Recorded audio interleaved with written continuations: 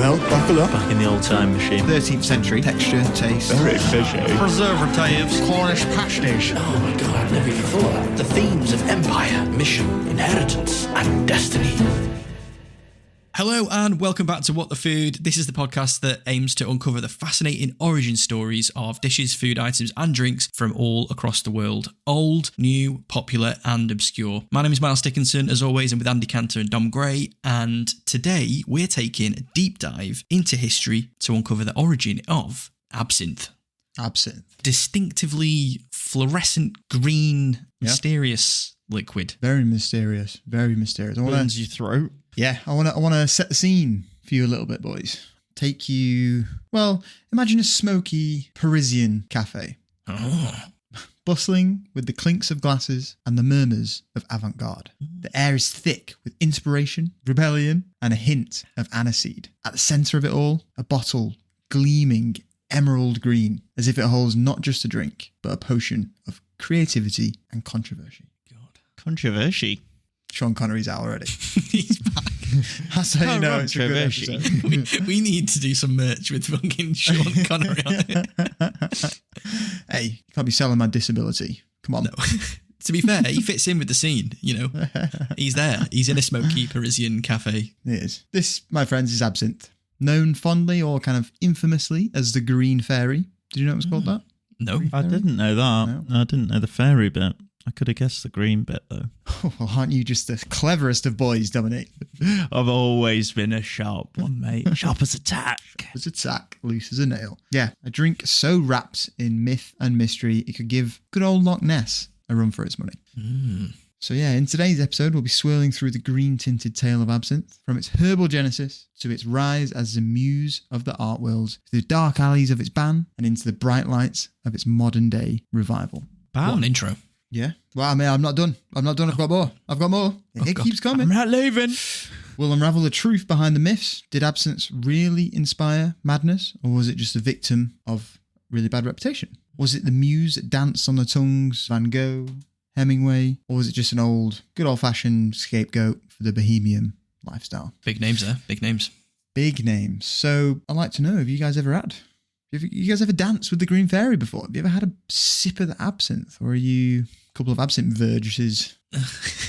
I was thinking about this because I feel like I might have tasted a little. I've never sat as an adult and had a proper glass of it, but I feel like growing up, there might have been a bottle at my dad's maybe. I was just about to say, mate, I've had some and it was at your father's. Yeah, I feel like I was thinking, if you're going to say no, I haven't, I was going to have to call you I know out, you mate. fucking have, mate. I bloody have. I bloody have, and you have too. Yeah, dipped into dad's stash. Yeah. Yeah, I just remember it being like a bright green bottle just on the side. Yeah, like almost fluorescent. Yeah. Yeah, all I know is that it's like aniseedy flavour and very, very alcoholic. Burning. Yeah. Yeah, just really burning. Yeah, I think I was there actually. We just necked it, didn't we? Just a good old I think we just had a swiggy, swig of the bottle, yeah. Yeah, we didn't do the whole method of how you meant to make it with sugar and stuff like that. No idea what that method is. No, but I'm sure you'll touch upon it. But I think my dad did have one of those metal ornate spoon looking things that you often see in pictures of. That was just a crack pipe. That's just my dad's crap pipe. Don't be putting that in your drink. It's a crack pipe. It's a crack pipe. But I think there was one of those ornate metal spoon things with it that I just kind of didn't understand. So I'm hoping that you're going to let me know what the hell that is. Yeah, of course I will. Yeah, but yeah, I mean, I think I'm the same. I think we all tried it probably together, and the only thing I really remember is like you guys, like the vibrant color of it and the fact that it was alcoholic as fuck. Yeah.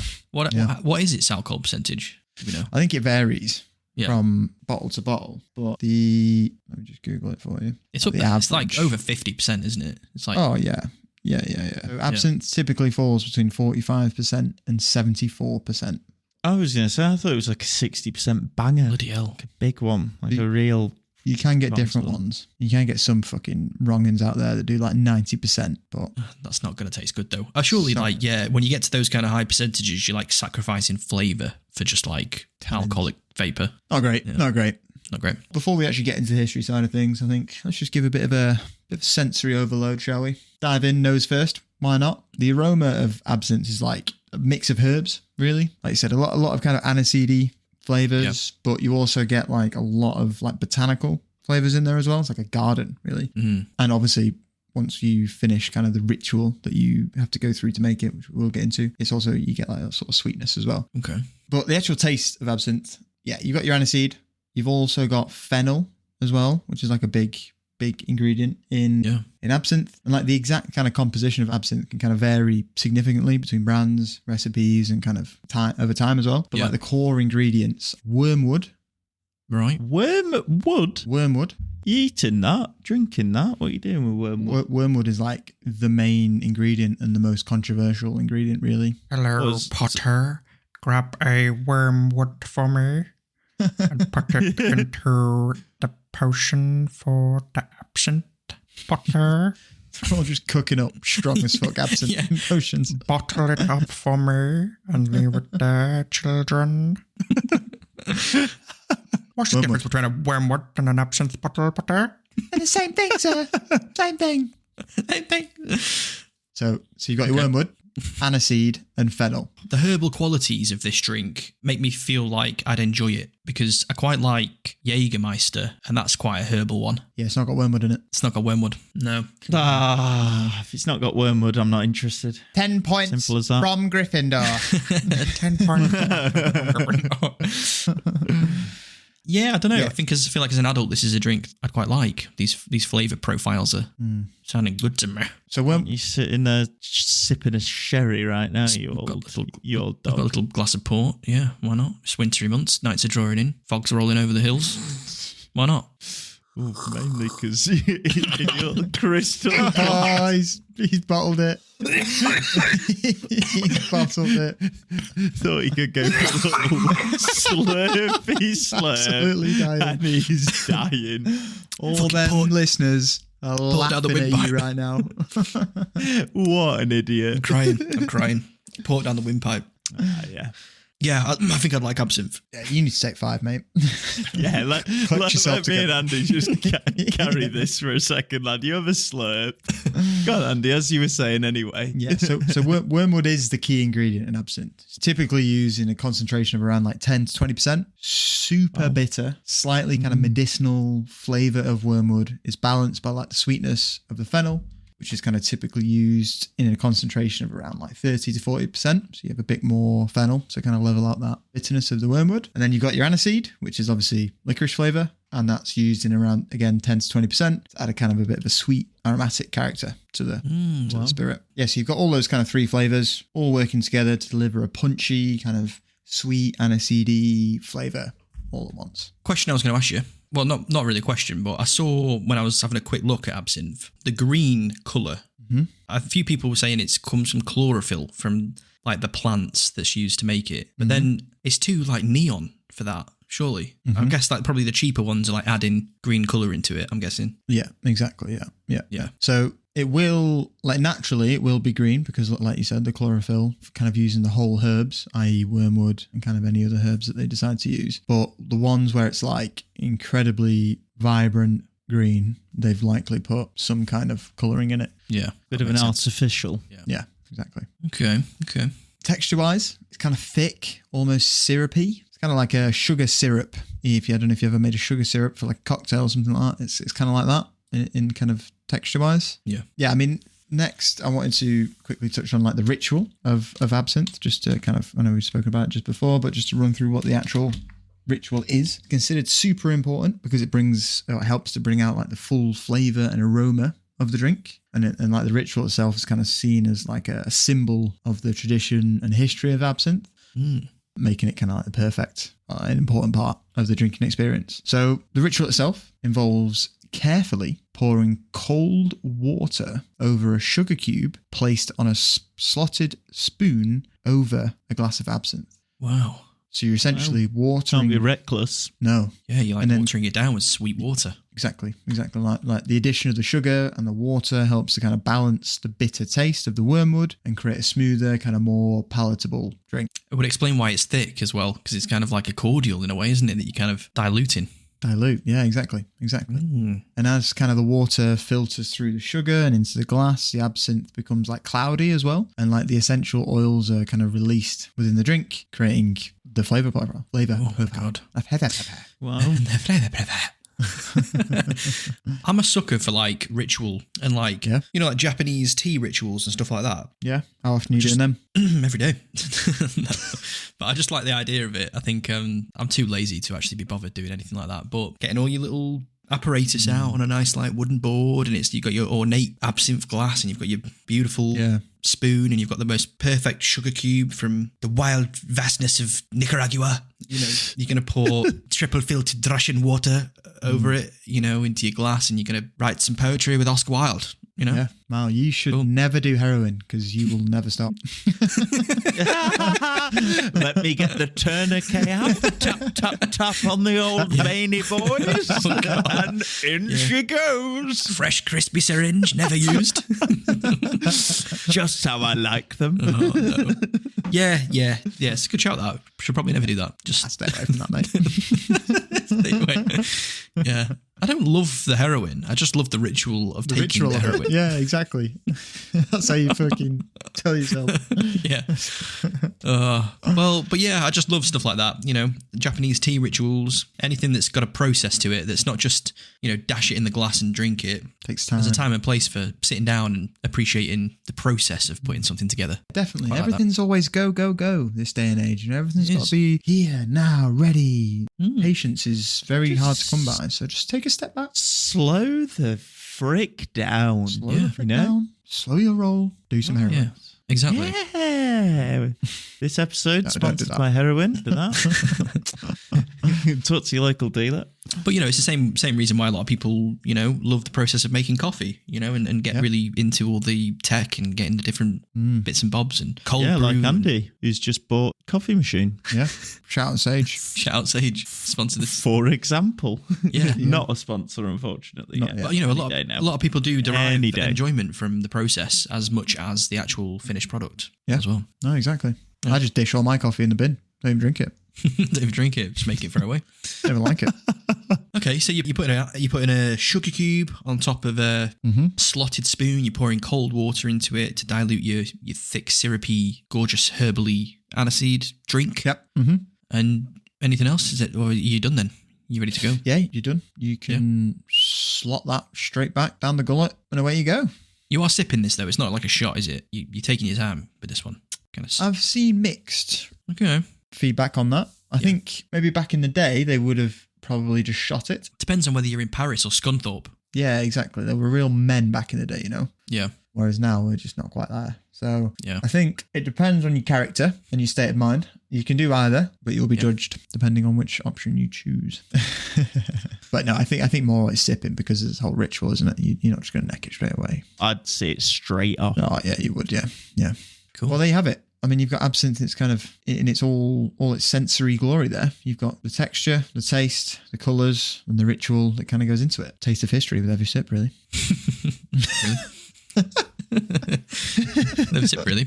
Yeah. Now let's rewind the clock and see where this beverage began. See where this beverage began its journey from a humble herbal remedy to the toast of the artistic world. Oh. So, kind of unraveling how absinthe went from being like a herbal concoction to a legendary kind of drink of infamous glory. Super layered story. Loads of twists and turns. Doctors, we've got experiments, we've got riots, we've got drunks, we've got murders, we've got bands, all sorts. Everything that you could want. What haven't we This is got? episode 1 of a 17-part series on absinthe. Yep. Like the history of kind of wormwood infused kind of liquor extends all the way back to the days of the Egyptian Empire. But there is evidence of wormwood infused liquor dating back to that period. And it would have been used as like kind of medicinal. So used to treat like stomach pains, pain relief, digestion, all that sort of stuff. That's pretty iconic. Just Yeah. giving a swiggy if you're ill. How do you think the pyramids got made? Yeah.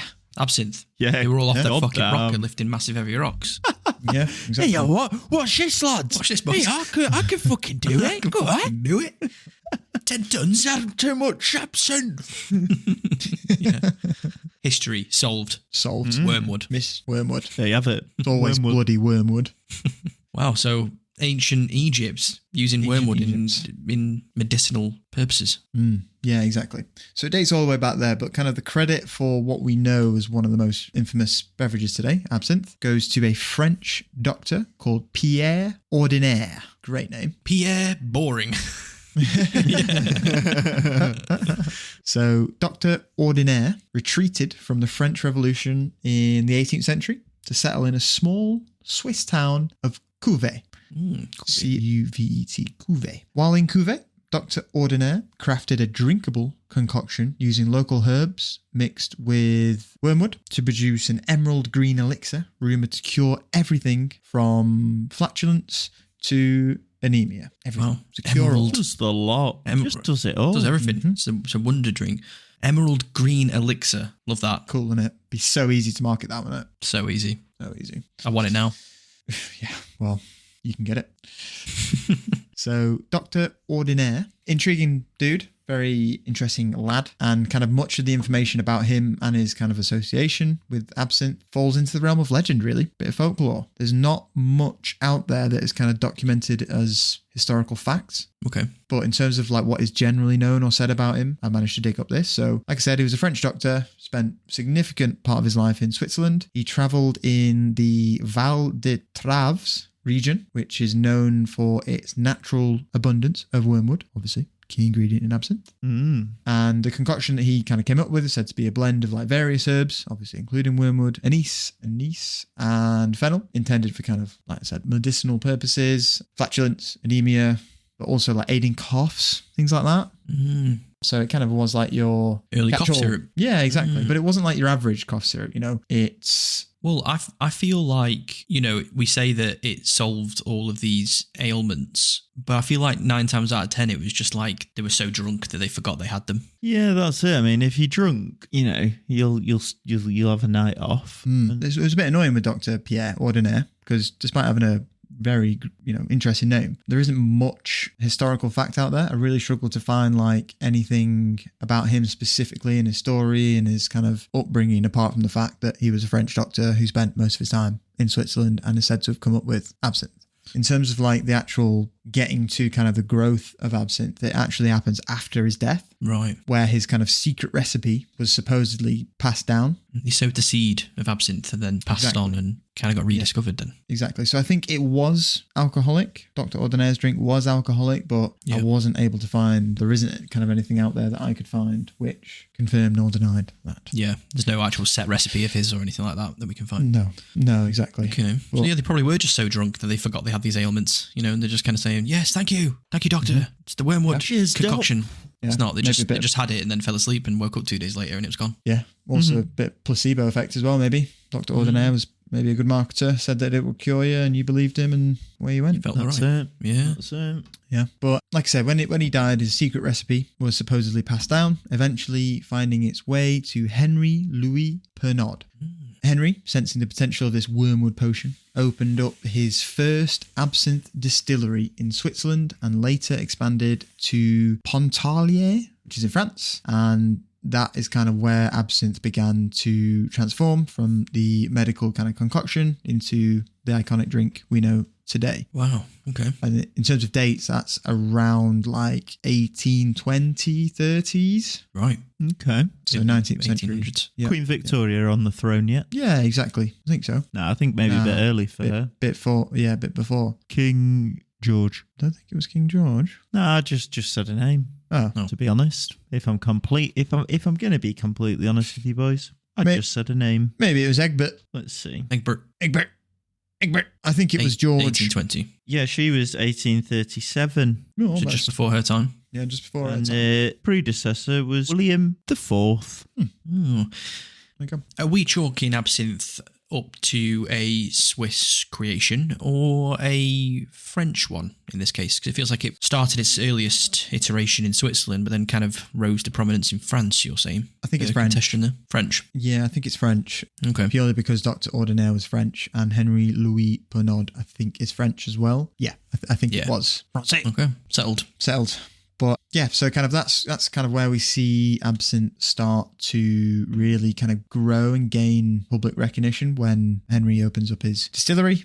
But it wasn't just this distillery. It had kind of leaked into the French military as well. So in the 1840s, French soldiers were given absinthe as a field treatment for malaria. Obviously, they were up to no good in those African nations. Pillaging. Not great. Not great. Not great. Not great. Not great. And I don't think absinthe is still used as a malaria. I know. Don't think it is, mate. No. So, again, Don't know if it was ever probably- that good at doing that, really. No. Probably one of those ones where it's just getting your shit face so you don't remember that you've got malaria. Yeah. You're just forgetting you've got it. Exactly. God, But okay. because they were giving it in the field, obviously when they returned home, they had a bit of a taste for it. Obviously, I think absinthe is maybe a bit like Marmite. You either super love it or you just fucking despise it. Yeah. And I think those that super loved it sort it out when they got back, essentially. I was just going to say, it's those kind of flavours, isn't it, that kind of divides people, like licorice and aniseed and those kind of stronger flavours. Like you said, yeah, they kind of divide a lot of people. You either love them or you don't, or you absolutely hate them. Yeah, no, definitely. So when kind of they all came back to France, it luckily kind of coincided with a period, thanks to Henry's distillery, where mass production was just starting to take off of absinthe, meaning it was both affordable and widely available. So it was perfect, really. Perfect storm. We love to see it, yeah. No, get your swigs in. And at this point in history, I'm guessing like there's not like terrible wars and famine and like disease and stuff. Like I feel like we're at a kind of relatively stable area of history where people are inclined to kind of go out and drink alcohol and celebrate and kind of let their hair down a bit with something like absinthe. Or I don't know. I think sure. you might be dead wrong there, mate. I think it might have been a pretty brutal time. It's colonialism kicking off big time. Everybody's getting a bit at it. I think in Europe is pretty chill. Well, you've got the French Revolution, actually. I was about to say probably not French Revolution, and then you got a couple of French drinking to forget German all the shit then wars and whatnot. Drinking to commiserate. I don't know. Well, that's it, isn't it? If you've seen the fragility of life out on the battlefield, Yeah. you just want to get home and have a little swiggy with the homies. That's true. Yeah, you just want to get back and forget about it. I mean, what really did help absinthe kick off is there was a wine shortage that hit France due to a phylloxera plague, which essentially completely decimated all the vineyards in most of France and European, actually. It wasn't just France. It was kind of throughout Europe. This kind of plague affected all the vineyards, leaving kind of the wine and brandy industries pretty much on their knees. So absinthe was just kind of propelled to become the fashionable drink of that era, thanks to these. Yeah, good timing. Very good timing. Very good timing for absinthe. Although, like, if you're sitting down to have a nice little night with your gals, having a nice little, glass of vino, and there's none left because there's this plague, and they pull out a fucking bottle of absinthe, you're on for a different night, really, aren't you? It's a different sort of night, isn't it? Yeah. Yeah. Bras are coming off. Oh, hello. You know what I mean? Skirts are coming above the knee. You know what I mean? Whoa. Socks God. are coming off. Yeah, it's not great, that, is it? You're going to get arrested. Yeah. Head chopped off. Yeah. You know what I mean? Yeah. Solid night. Solid night. But speaking of solid nights, we'll stick with France and we'll head to the French cafes during the late afternoon, known as Les Hours Vertes, which I've probably absolutely nailed that French pronunciation of what it essentially means is the green hour. Green hour. The green hour. And the green Time for hour. absinthe. Exactly. It wasn't just about enjoying a tipple, it was like a cultural ritual, signalling the start of leisure and pleasure that stretched into the night. Fuck yeah. Fuck yeah. Come on. Let's fucking go. Yeah. Let's go. You finish your long shift at the Whorehouse. the Louvre. I was going to say the Louvre, but you just said the Quite the opposite. Oh, God. Okay, yeah. The differences. Oh, no. Yeah. And also, wouldn't you be starting your shift at the whorehouse? Well, it depends on what shift you work. Yeah, I suppose you could be on the grave. Yeah, you're right. I did read online in my brief little research that it was enjoyed by the bourgeoisie and the poor, ordinary working folk alike. yeah. So you might have had, one person working the Louvre and another person working the whorehouse, maybe sharing a glass of absinthe together. Clash of cultures, if you will. Cultures, yeah. No, definitely. How was your day? Good. I polished the picture on the wall and put the nice rope around the picture. What are you doing with your day? I suck 14 cock. Really like it. I really like it. Really like it. Yeah, no, definitely. Good conversation. It's flowing. Yeah, stimulating in more ways than what. In more ways than one of them would like. But yeah. Okay. All right. Yeah. All right. And it's within this kind of pleasure hour, the absinthe earned its nickname the Green Fairy, and it earned its nickname due to its enchanting effects. There was something about it that whispered of other worlds, hidden depths of mysteries waiting to be unravelled. Come to the whole house. Come to the whorehouse. I'm the Green Fairy. Come to the whole house. Fuck off the Louvre. There's nothing to see there. Come and see my titties. Fuck off the Louvre and come to the whorehouse and see my titties. They're the real masterpiece. The green goddess, she whispers in my ear. one must go. Deary me. Oh, God. Oh, God. So while France was falling head over heels for the Green Fairy, not for the lady working in the whorehouse, its allure was spreading across Europe. Spain embraced it wholeheartedly, never bothering with the bans that plagued other countries. In the US, particularly New Orleans, the old Absinthe house on Bourbon Street became a landmark for American absinthe enthusiasts. Bit ironic, innit? The street it's on. Bourbon's a different type of drink, innit? But Yeah, we're on the wrong goddamn In the street. wrong fucking place. Oh, but I put the sign up already. I already unpacked the shopping, man. God dang, Nebby. Leave it up. Leave it up. Do they have access to wormwood in America? Yeah, they can get wormwood over there. They also will be getting it shipped in, I imagined, as well. Yeah, From good quality Swiss shit. Exactly, because we are moving about the globe at this time. It's actually mentioned in the Book of Revelation, FY. What? Wormwood. We're going back even further here. Yeah, sorry, just bloody hell. It's all happening. remember that in the Bible, the Book of Revelation tells of star named Wormwood that plummets to earth and turns a third of the rivers and fountains of water bitter. I am Lazarus. I am Orion. I am Wormwood. Oh, God. It just makes everything taste really tangy. Just really bitter. Mate, the Book of Revelation, it's a wild ride, I'm telling you. It's a very good piece of fiction. Very good. Do I need to get on that this winter? Yeah. Very confidently said fiction. Yeah.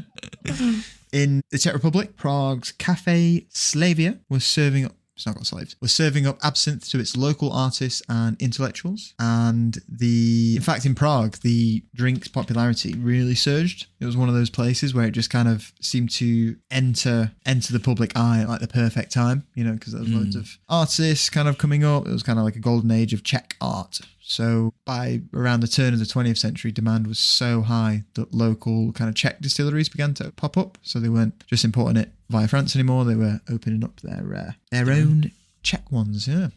But it was really these kind of intellectuals, these creatives that really picked up on absinthe. Poets, painters, absinthe was kind of like a muse for them in liquid form. Said to kind of open doors of like perception, blur the mundane, and kind of bring forward the magical. Maybe it was a wormwood, maybe it was a medicinal purposes. Likely it was just fucking strong as dicks, and they were just fucked and just way more creative. Just strong as dicks. That's the American slogan for their absinthe. Come get your absinthe. It's strong as dicks. Dicks. But yeah, it's interesting you say that because like they do say people like William Shakespeare and other like poets and writers and throughout history have all kind of historically been addicted to things like opium and stuff, isn't it? And a lot of people kind of think that a lot of their creativities come from these substances that they've been taking, whether that's like alcohol or drugs and stuff. So it's not it's not a big leap to think that these poets were slamming absinthe and using it. No, definitely. So some notable kind of absinthe drinkers included Ernest Hemingway, James Joyce, Lewis Carroll, Arthur Rimbaud, Pablo Picasso, Vincent van Gogh, Oscar Wilde, Marcel Proust, Aleister Crowley, Lord Byron, Alfred Jarry, Edgar Allan Poe. Bloody hell. So you have it. Very influential big people. names. Yeah. Don't know about Aleister Crowley, but the rest. Yeah. He's got some great quotes that we will cover shortly. He was a nutter anyway, wasn't he? So bound to have been on it. We've got a great quote from Mr. Oscar Wilde himself on the Green Fairy. A glass of absinthe is as poetical as anything in the world. What difference is there between a glass of absinthe and a sunset? Loves it. Well, yeah. Compares it to a sunset. Yeah. And we have this whopper from Mr. Hemingway, who wrote this in a 1931 letter about an evening that he had in Key West, Florida. Got tight last night on absinthe and did knife tricks. Great success shooting the knife underhand into the piano. The woodworms are so bad and eat hell out of all the furniture that you can always claim the woodworms did it. It's fucking brilliant, that. Just the first sentence is just gold. Got tight last night on absinthe and did knife tricks. Doesn't seem like a match made in heaven, but all right, lad. That's a tweet right there, isn't it? Isn't it? Yeah. Action Bronson lyric. Hemingway is actually credited with coming up with the Death in the Afternoon cocktail. You ever heard of that? No. Death in the Afternoon. Yeah. That sounds horrendous. Yeah, it's not great. It's 2 ingredients, FYI. What do you think's in it? Absinthe, I'm going to guess. Yep, correct. And absinthe, I'm going to go with. It's got to be another equally strong alcohol to be called Death in the Afternoon, surely. What do you think? What's your guess, Miles? Don't tell me it's something weird like egg or something. No, it's not egg. No. Absinthe and vodka? No, so it's 1.5 ounces of absinthe and 4.5 ounces of chilled champagne. Whoa. Absinthe and champagne. Yeah.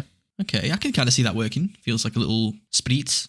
Yeah. Little spritz of some kind. So so what that essentially is a standard shot of absinthe. Yeah. With like 5 shots of champagne, essentially. Yeah, yeah. Because you can mix champagne with stuff. That's quite normal, isn't it? Like Yeah. Mimosas. mimosas, yeah. And what's the sort of like, Bellini. what's it called? Begins with B. It's like the little... Bellini. Yeah. Bellini. Yeah, I think champagne kind of goes with quite a lot of stuff, doesn't it? Yeah, maybe not absinthe, though. Not sure I'm going to seek that out. Well, I will. Well, you will.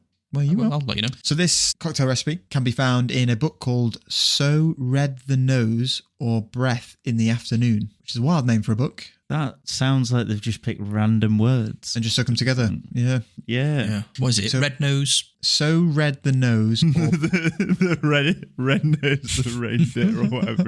Rudolph. Fucking red nose what? Red nose reindeer what? fucking Red Nose fucking one. So Red the Nose or Breath in the Afternoon. Right. Because it's a 1935 cocktail book and it features recipes from 30 celebrity authors. So Red the Nose or Breath in the Afternoon. So I'm guessing it's like, because when you get drunk, your face goes a bit red, doesn't it? Red. Yeah. Yeah. So you kind of blushed. I'm not sure about the breath in the afternoon. Like you smelly breath, alcohol breath in the afternoon. Maybe. But got a red nose and smelly breath. You've got absinthe breath, mate. Get away from me. But in this book, Ernest has his Death in the Afternoon cocktail recipe, and this is how he makes it. Pour 1 jigger absinthe into a champagne glass. Add iced champagne until it attains the proper opalescent milkiness. Drink 3 to 5 of these slowly. Wow. Ernest, Yeah, you're a few man of things. my heart. Few things in there. Pour 1 jigger of absinthe into a champagne glass. Okay, so like a jigger, like a shot of absinthe. Add iced champagne until it attains the proper opalescent milkiness. Okay, opalescent milkiness. Drink 3 to 5 of these slowly. So he's prescribing the amount of them you should have. And I love that it's not like 1 or 2. No. Yeah. 3 to 5. 3 to 5. Yeah. FYI, that when Hemingway would have been of drinking age in the US, absinthe would have been illegal. Right. And it was also illegal in France once he moved there. So he just couldn't really catch a break. So he was definitely getting it illegally from somewhere to enjoy it. Naughty, But- naughty. Naughty. But what this kind of shows us is that like the popularity of absinthe is really kind of starting to spread all over the world. Yeah. But it was really France where absinthe found its kind of greatest fan base. So let's head back there. So Yeah. absinthe kind of tale reaches its kind of peak during the Belle Époque, or the beautiful era in France. Okay. Nice. Sounds hot, That's gorgeous. maybe. This was a time of peace, progress, and yes, you guessed it, a whole lot of absinthe. Thought you were going to say a whole lot of sex. No. Well, that's part of it, though. You Isn't it? two boys, come on, get your minds out the bloody gutter. During this kind of beautiful era in France, Paris wasn't just the city of lights, it was the city of the green fairy. It permeated everywhere. Yeah, everywhere. It permeated every layer of society. From, like you said, Miles, the gritty underbelly of the whorehouses to the glitzy saloons of the bourgeoisie. More than a drink, Oh my God. an accessory to the bohemian life that was flourishing in the city. I feel like if a new idea or a new concept or a new drink is going to kind of kick off on the world stage, I feel like Paris is a place where that can happen quite easily. You know, you've got a lot of traffic through Paris, a lot of influential traffic. It's a bit of a hub for the world. Well, think just before this, it was, Napoleon was knocking him out of the town, and he wanted Paris to be the capital of Europe, the capital of the world. So, you're dead right, Milo. Yeah. You've got whispers of this fancy drink that all these cool people in Paris are drinking. It's going to kind of influence the rest of the world there, so hearing about it. No, definitely. Just for your reference as well, the Belle Époque, or the beautiful era, began around 1871, 1880, that sort of time, and it ended the outbreak of the First World War, so 1914. So just for reference. So yeah. Don't know what I was going to say there. Cheers for that input, mate. Anyway, as we were, Milo, Andy. I've just bottled it there, just trying to rip you. Fuck me, edit that one out, Christ. Trying to bullock that. We all do it. We all bloody do it. We all bloody do it, Christ. I'll get that edited out. Right, anyway, back to the story, man. He's done it again. No, I did it on purpose that time. I did it on purpose that time, I promise. Anyway, back to the story, Andrew.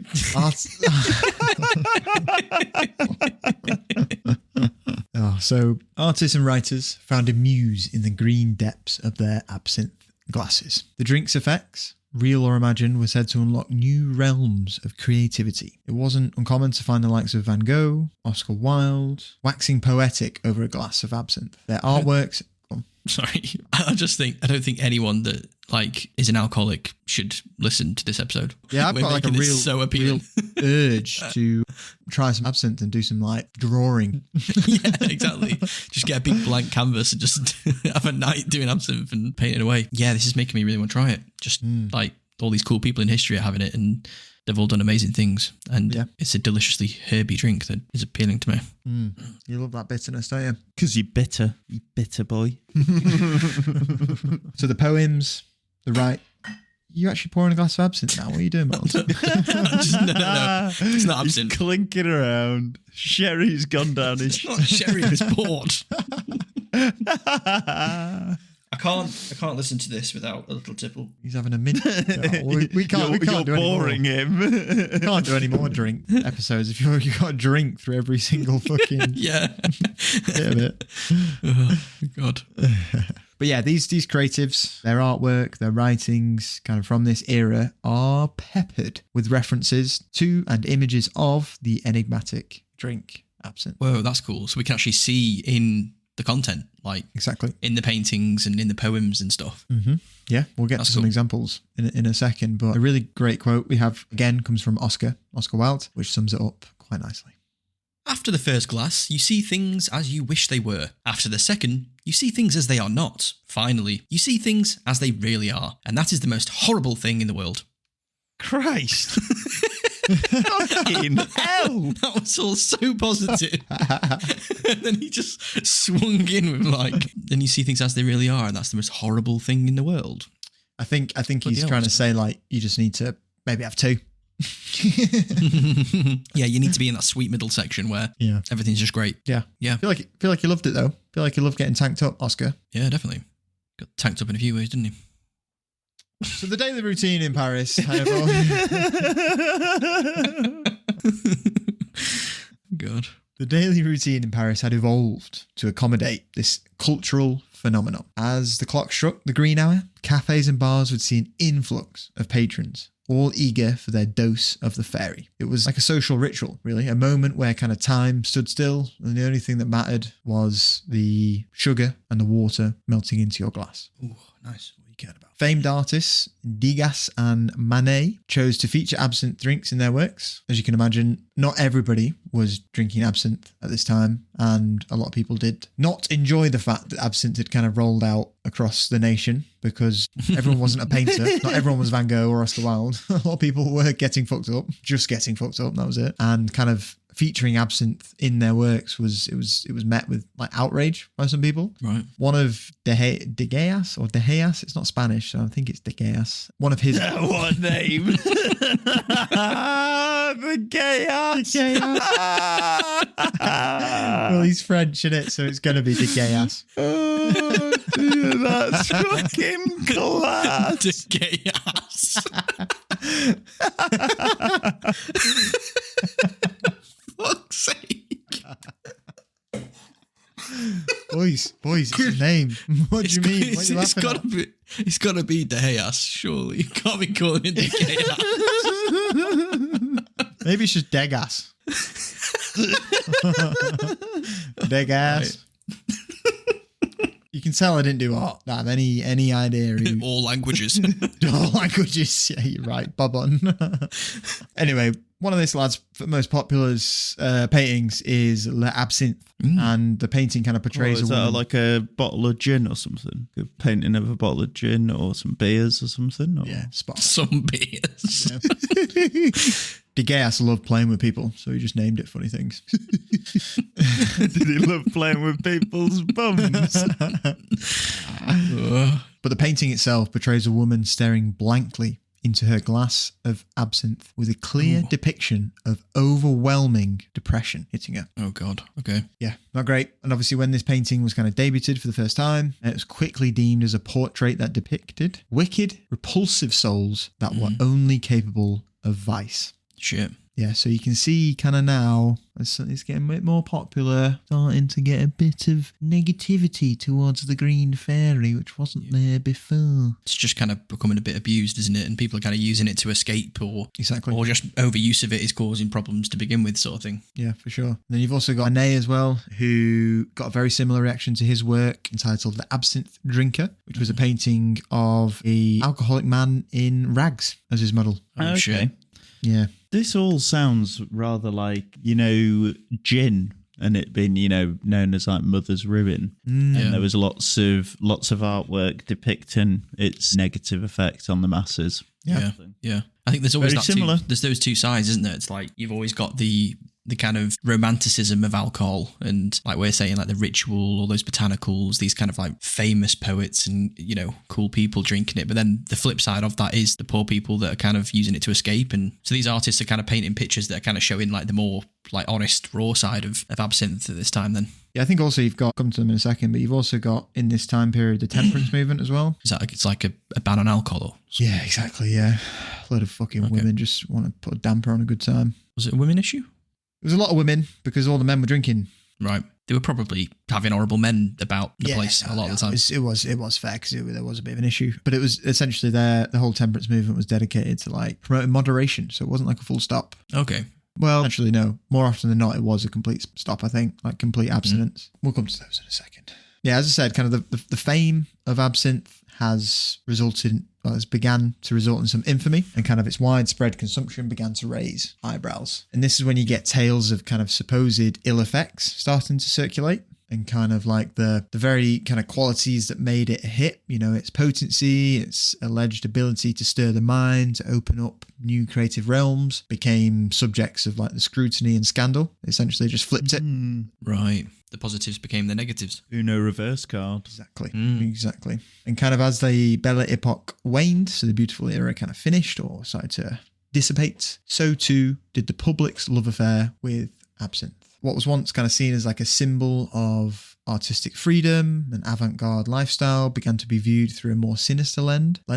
Accusations of madness, moral decay, social degradation were kind of flung at absinthe, turning it from like a beloved icon to a scapegoat for the era's excesses. So is this kind of like a bit of propaganda we're seeing, where it's kind of like they're saying it's really damaging, but it's actually no more damaging than any other vices that people are having at the time? It's just kind of being weaponized in a way, or I don't know. I think it's a bit of both. I think. Is it? I think so, because at the end of the day, if everyone's got easy access to 70% alcohol, Yeah, it's an That's issue. going to be doing some hits. There's a difference between having a few beers yeah, and exactly, having a big old spirit. and like That's true. at the same time every day as well. So like as soon as you finish work, you go and have a shot of absinthe, there's no way you're going home and doing the washing up or ironing your clothes. Like, you're just not doing that here.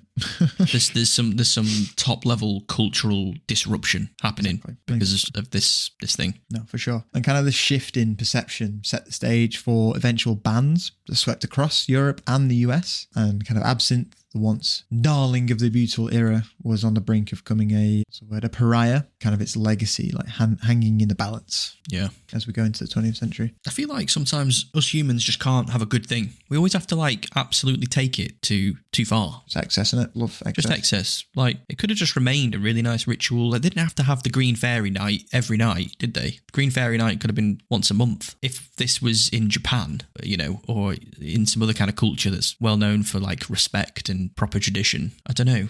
Probably wouldn't see the same kind of abuse of the substance. They have problems though, don't they? With like sake and stuff. Well, just alcohol. They have problems, right? And gambling. I know gambling's a big one over there. Illegal in Japan, but they get around it by doing something. I think you get a prize rather than actually winning money. I can't really remember how it works. I think they still have.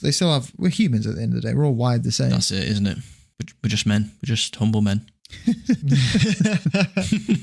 We're just men. Normal men, just humble men. This day was always coming for absinthe then, you know? Oh yeah, no, definitely. The turn of the 20th century is where absinthe's story takes a dark turn, really. Becomes, goes under the microscope for its alleged harmful effects. Rumours and reports start to paint a grim picture of absinthe as a dangerous intoxicant, more of a potion of madness than a muse for creativity. This quote from probably the world's famous occultist Aleister Crowley sums it up quite nicely. What is it in absinthe that makes it a separate cult? The effects of its abuse are totally distinct from those of other stimulants. Even in the ruin and in degradation, it remains a thing apart. Its victims wear a ghastly aureole. All their aureole. All their own. Allure. All aureole. That's a mayonnaise dip. It sounds like you're saying nipples to me. What is that word? Aureole. Even in ruin and in degradation, it remains a thing apart. Its victims wear a ghastly aureole. All their Is that not it? No. What is it? Aureole. Aureole, like Oreo, but all. Like Oreo, but Oreo, but Oh, God. Aureole. Even in ruin and in degradation, it remains a thing apart. Its victims wear a ghastly aureole. All their own. He can't do it. He's not got it in him. And in their peculiar hell get gloat with a sinister perversion of pride that they are not as other men. Wow. Yeah, he sounds like an angry bloke. Yeah. Doesn't seem like a nice dude. No, seems pretty nutty, doesn't he? I might need to do a little breakdown of what he's saying there. Yep. So he's saying, what is in absinthe that makes it a separate cult? The effects of its abuse are totally distinct from other stimulants. Even in ruin and in degradation, it remains a thing apart. Its victims wear a ghastly aureole, all their own. Aureole, all their own. And in their peculiar hell, yet gloat with a sinister perversion of pride. They are not as other men. So yeah, he's saying like, even when you're like abusing it and you're at rock bottom on absinthe compared to at rock bottom on other things, you're in an even worse position with absinthe in a whole league of its own. But you feel like you are better than everybody else. Like in their peculiar hell, yet gloat with a sinister perversion of pride that they are not as other men. Oh yeah. Yeah, so it's like a weird kind of like so pride you've got. Fucked up. Whoa, that's dark. There you have it. Christ. Get me on that. Jesus, lad. Gets me on that. Gets me on that. That's mad, yeah. Fun fact, absinthe was actually partially blamed for Van Gogh's ear-cutting incident You know, where he cut his ear off. No, Yeah. surely not. I thought that was mental health related, was it not? Due to absinthe intoxication and okay, yeah, that'll do it. overconsumption. Well, it would have bled a lot more, wouldn't it? Because alcohol makes you bleed more, doesn't it? Yeah. I've never heard this story about his ear. Joking. No. What happened with his ear? You ever- You didn't know that he's chopped his ear off, lad? Well, I knew there was something about Van Gogh's ear, but I didn't know that he chopped it off himself.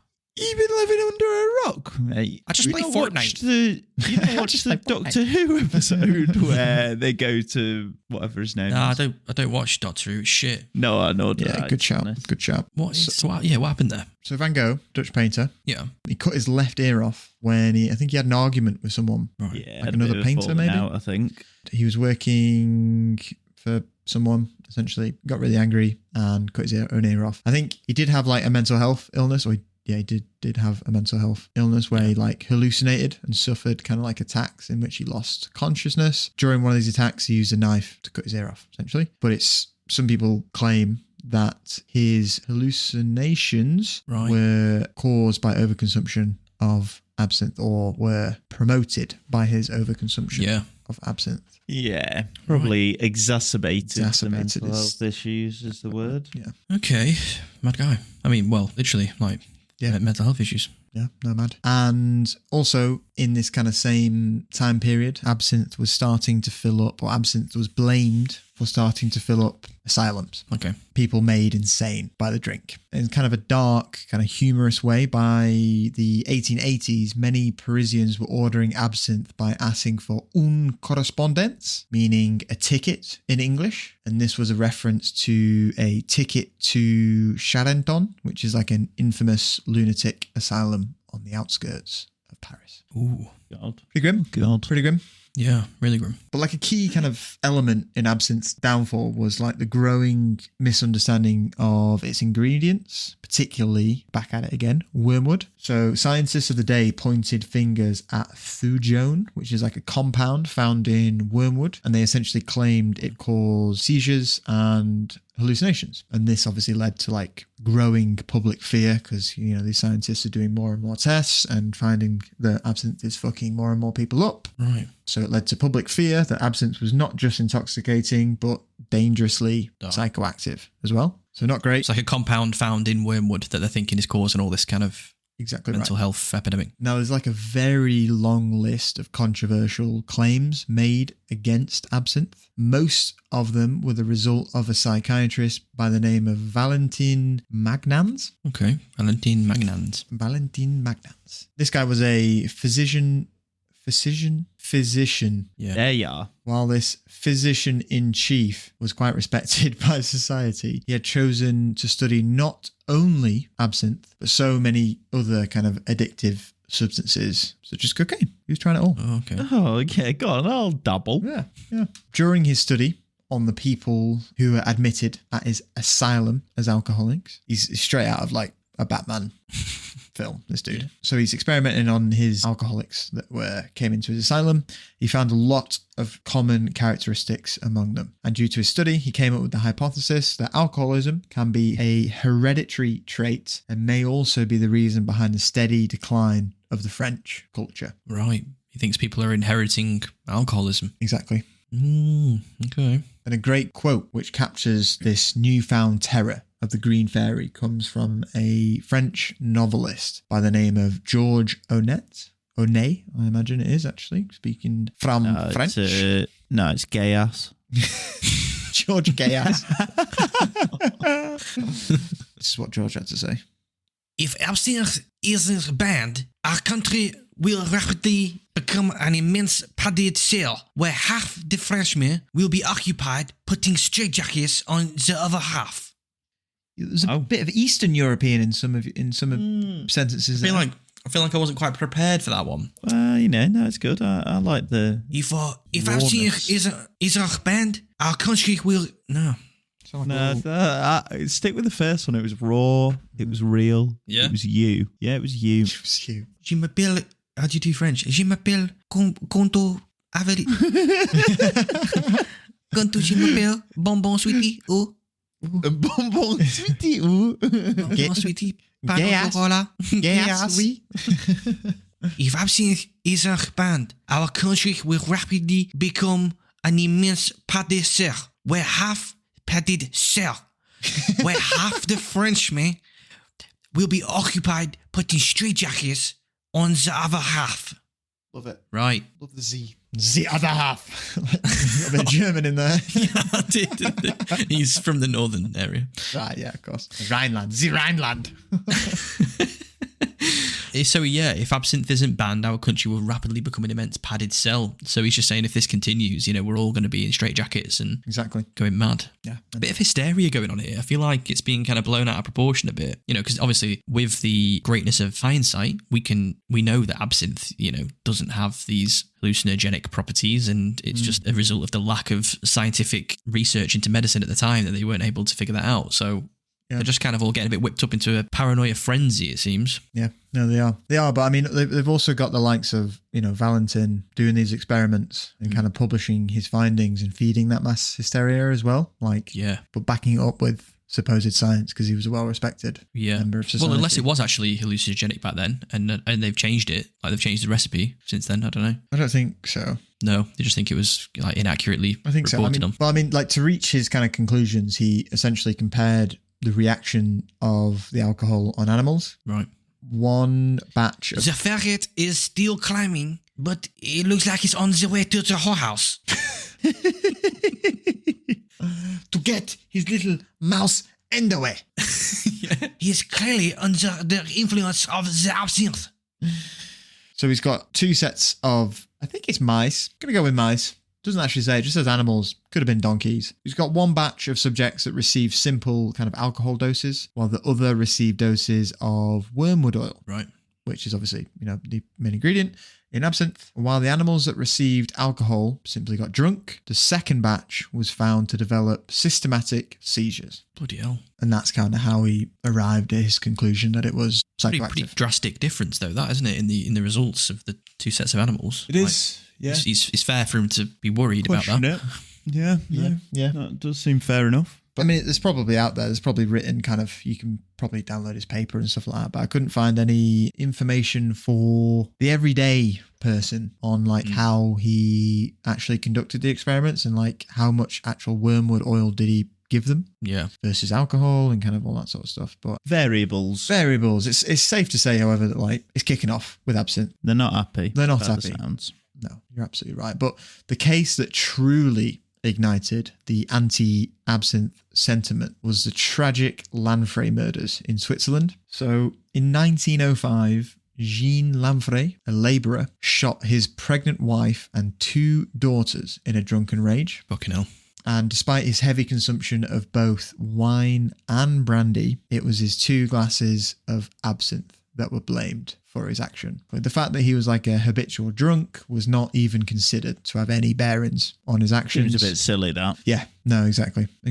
And a second murder a few days later, this time in Geneva, where a heavy drinker named Saletz also murdered his wife, led to a public outcry in Switzerland. So it was those 2 cases there that really kind of sparked or ignited the anti-absinthe agenda. Yeah, I bet. Yeah, I mean, as the media always does, they played a significant part in demonizing absinthe as well.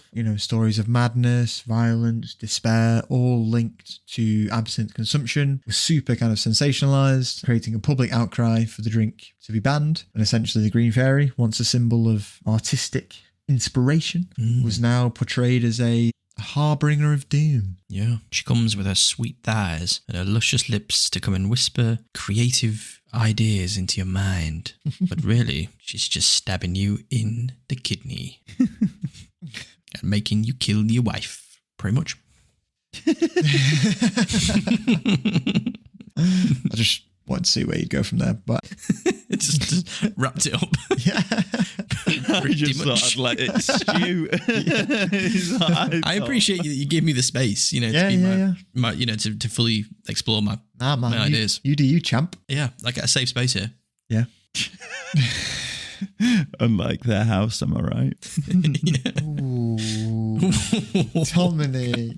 You're in free speech jail. Okay. I'll speak. But yeah, so we've got bands. We've got bands coming out now. Yeah. the first to ban absinthe was, weirdly, the Republic of Congo in 1898. Yeah. Took a hard stance on it, did they? Yeah, so that was the first place for absinthe to be banned. And then Belgium itself, it was banned in 1905. The Swiss banned retail sale in 1907, followed by an outright ban which came into effect in 1910. The Dutch banned it in also 1910, followed by the USA in 1912. They're all doing it. Yep, they're all doing it. Meanwhile, France, obviously, the kind of place where absinthe flourished, on the verge of the First World War, obviously not ideal. And this essentially, the First World War, brought about renewed efforts to ban absinthe. And on the 16th of August, 1914, the Minister of Interior banned the sale of absinthe as an emergency measure. Wow. So it's completely banned, but obviously there's a lot of stocks still knocking about. There's a lot of stock of absinthe, so it continued to circulate kind of on the black market. And also, France has got bigger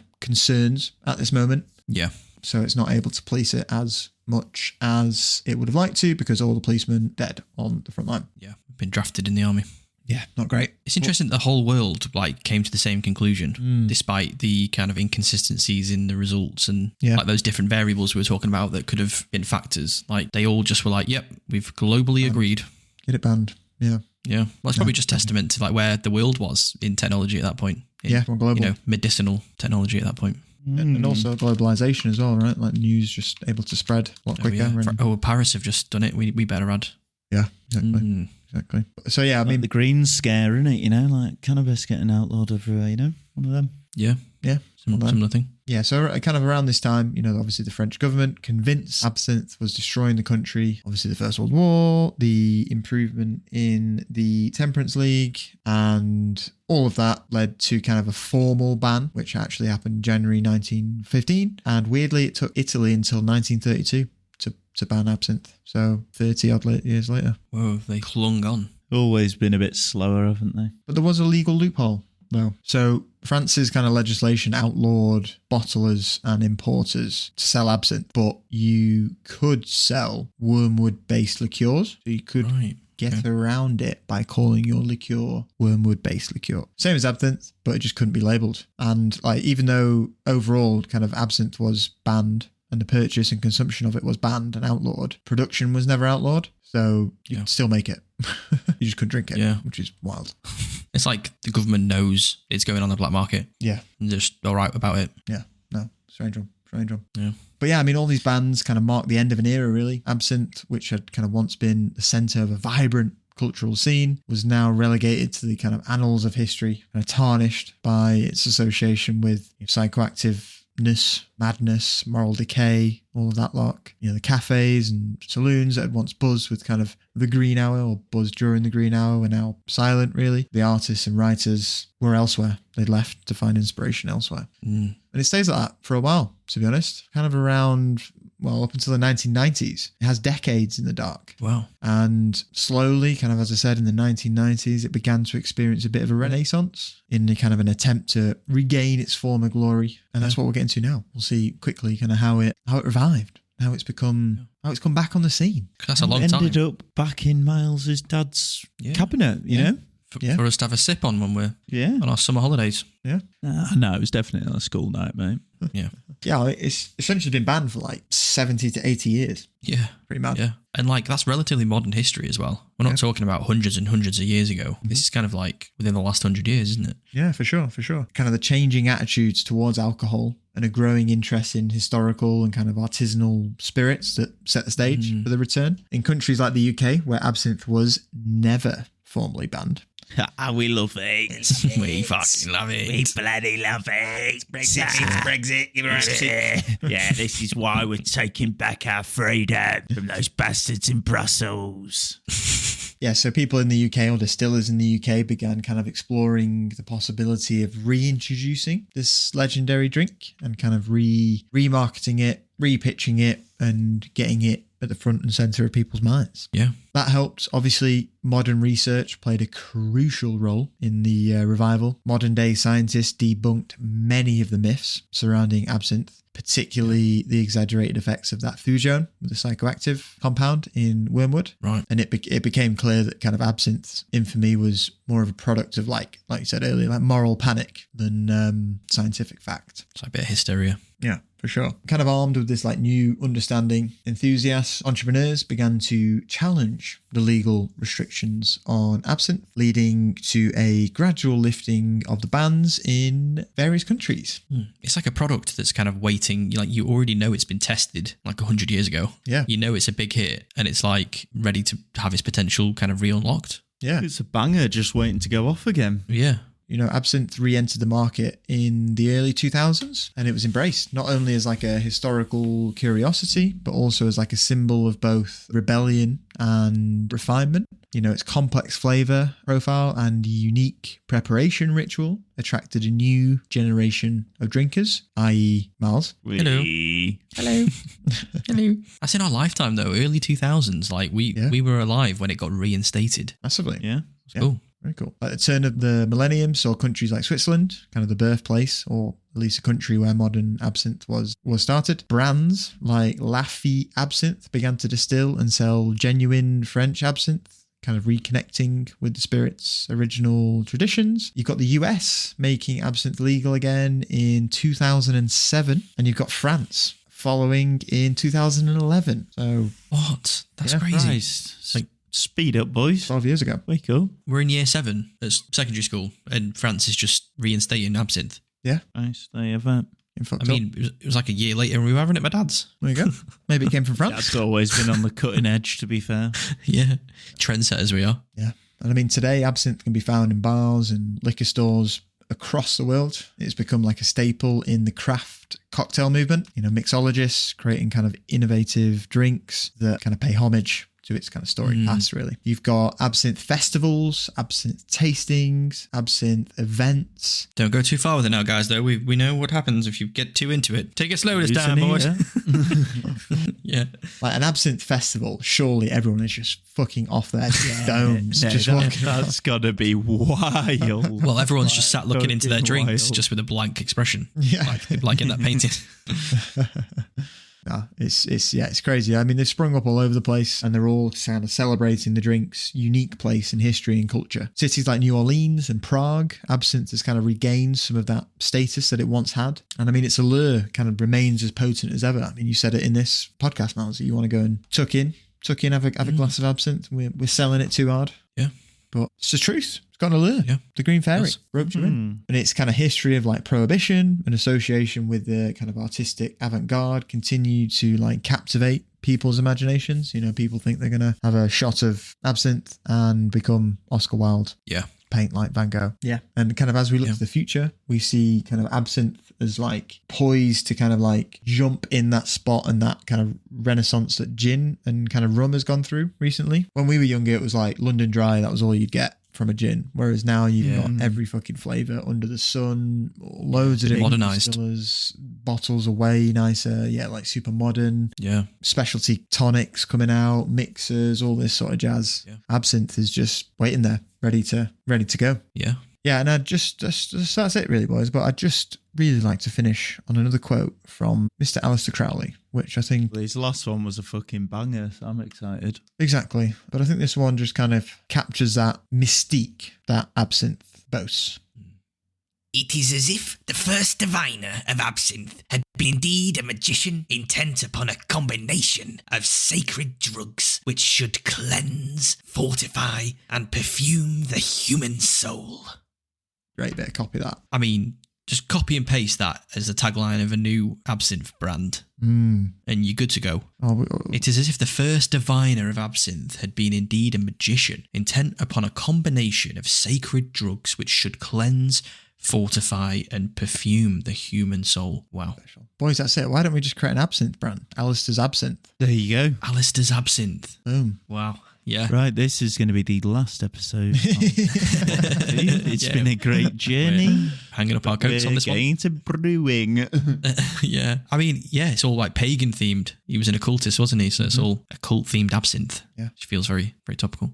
That was cool. That was really cool. I feel like I've learned so much. I knew of absinthe's existence and I kind of knew like little tidbits. I knew it was, you know, a high alcohol percentage. I knew it was green. I'd tasted it like once before and knew that it was kind of that aniseedy flavour. But other than that, kind of had no idea about its rich history. Yeah, no, neither had I before I started researching it. It's turned out to be quite the gold mine. Hasn't it? It's such a mysterious drink, like, you know, being banned or being like wrongly blamed for, well, even before then, started out as this amazing thing. It's got this like cultural revolution of all these poets and then kind of gets demonized and it all gets kind of fucked up and then it gets banned and it's just silent for ages. And then, you know, we're kind of now at the precipice of it coming back into culture again. It's, yeah, it's mad. Yeah. I really enjoyed that. Yeah, can't wait to see what absinthe does, you know. A little up and comer, bit of an upstart, going to affect the world. Next night out for us, just Yeah, absinthe. but let's That's get it. fucking leathered Just on absinthe. absinthe. Let's do it. Cool. Well, I hope you guys enjoyed that episode as much as we did. We hope that you are enjoying the podcast in general and enjoying the episodes as much as we are making them. You know, we're back to releasing regularly now, every 2 weeks on a Monday, and it's feeling good. I'm enjoying being back to it. Yeah. I'm enjoying being part of it, baby. Maybe. So yeah. All right. Well, if you want to support the podcast, it'd be great if you could give us a rating on Spotify or Apple Podcasts, wherever you listen to the podcast. Giving us a rating is super helpful. It helps us show up on other people's feeds and gets more listeners involved. And there's other things you can do. You can follow our socials if you want to kind of tag along with what we're up to outside of the podcast. And you can always reach out and say hello. You can email us at whatthefoodpodcast@gmail.com as well. Feel free to recommend a dish or a drink or a food item that you want us to cover on the podcast, and we can do that and give you a shout out. Gotta be tasty though. Gotta be tasty. Tasty. Got to But be yeah. a good one. Cool. I think that's it. Unless you guys have got anything. I've got nothing. I've drunk too much absinthe and I've got nothing left. Nah, you said it all beautifully, my friend. Beautiful. All right, guys. Well, again, thanks for listening, and we will see you in 2 weeks' time on the next episode. Speak to you soon. Bye. Bye, guys. Bye. Bye-bye. Bye.